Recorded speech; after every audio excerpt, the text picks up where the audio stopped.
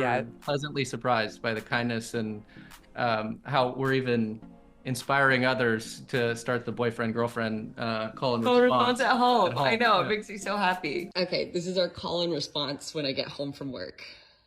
Do I have to do it? Yeah. You usually walk in the door and you go, boyfriend! And I go, girlfriend! Soulmates, twin flames, kindred spirits, these are all phrases the internet has used to describe Aubrey Gavello and Alex Wood.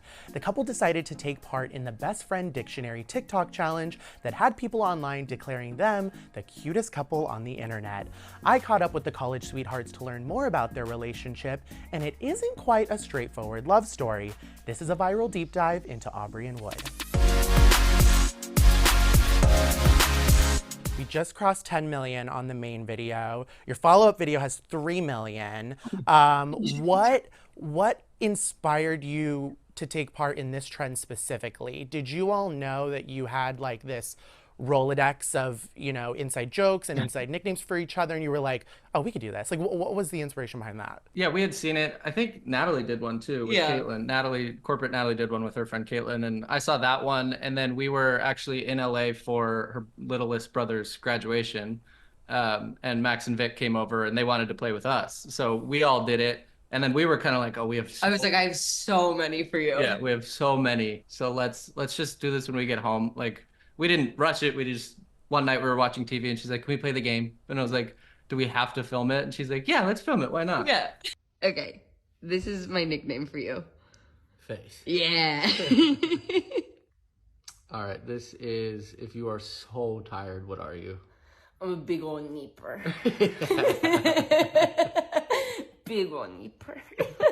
We just kept going, and there's probably still I 10 more have minutes. a new list. I'm like debating if part 3 is overkill, but No, give it to so us. many. Give it to us. What was your reaction to everyone's responses? I was just like sitting there reading the comments all day. I was like, I can't believe that, like, I don't know. It's just nice to see that people see what we see. Yeah, Yeah. and what we feel. You know, because like of course I feel like I'm in love and so happy, but it's nice that we exude that. In 2022, your guys' friend Vic kind of shared your love story a little bit in this beautiful 3-part TikTok kind of series. But I want to know if you could kind of take us back. First off, for people who may have not seen that series, how did your friendship with Vic start? And then can you give us a little bit of a rundown on both of your double love story that happened? Victoria and I grew up next door to each other. We met at her 5th birthday. We went to school together, K through 12. We were voted dynamic duo in high school, then went to college together. We're roommates there. In college, sophomore year is where her and Max met. And when her and Max started dating, they were like, wait, I think our best friends would be perfect together. So I was out one night and I saw Wood in the hallway, and I ran up and tapped his shoulder because I'd seen his Instagram, and I was like, hi, we're supposed to meet. That was Great cold open. Yeah, Like, great cold great open. pickup line. Yeah. And we kind of had a head over heels romance for 5 months. 5 months. Yeah. And then he was graduated and I was still in college. So just wasn't the right time. And then didn't speak for 6 years, and Vic and Max got married, and that's kind of where our story picked back up. Give us a little bit of insight into, you know, the engagement party, you know, the night before the wedding, what was that like? And maybe Wood, you can explain from your perspective that part. Yeah, the engagement party was pretty much a cordial reconnection. It was Yeah. the first time we had seen each other in person for 6 years, I think. So we ran into each other once, but didn't really say anything to each other. It was still kind of touchy-feely. But yeah, at the engagement party, we reconnected, and it was cordial. Yeah. But then after that, there were some other events that happened, and then we kind of really started reconnecting when it came to bachelor party, bachelorette party planning, wedding planning. Like, we were in group chats together. Yeah. Wood and I would always have our little side bit going on that whole summer. Yeah. It was definitely this looming thing, like, oh, Aubrey and Wood are in the group chat flirting again.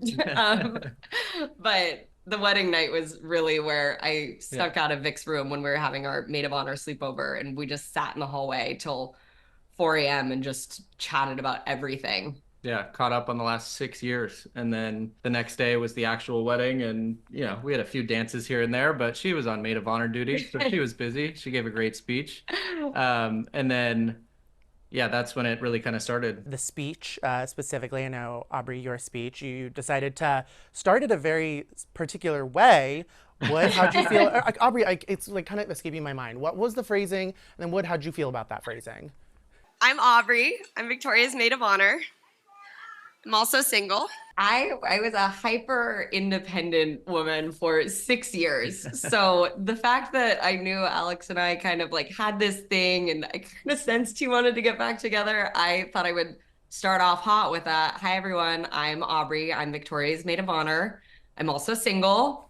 And in Victoria's wedding video, you just see her eyes like dart to Wood because she's like, oh God. But at that point, I had already written the speech before, and I mean, you were single. I was single. Yeah. I was She wasn't technically lying. single, but he invited me to a wedding 2 weeks later, which is when we were like, okay, we're getting married. Like this is we can't fight it anymore. So Between Vic and Max and then Natalie as well, like you're surrounded by a lot of people who are very like public facing, and things like that. Was that ever something that you all thought about wanting to do as well, or you, like you said, you were happy being the side characters in like everyone else's story? I mean, I never thought we literally posted that video and I thought it would get like my usual 10 views for my usual 10 followers. And somehow it just took off and it's a 7-minute video. So I was sitting there, I was like, I think we're going viral right now. Like just refreshing. And it was like going up by the thousands. I think a lot of people in the comments of the video and all your follow-up videos just comment on like how much there is just so much, at least it appears there's so much joy and there's so much laughter in like your relationship. And I mean, like your smiles are infectious. Like it's ridiculous.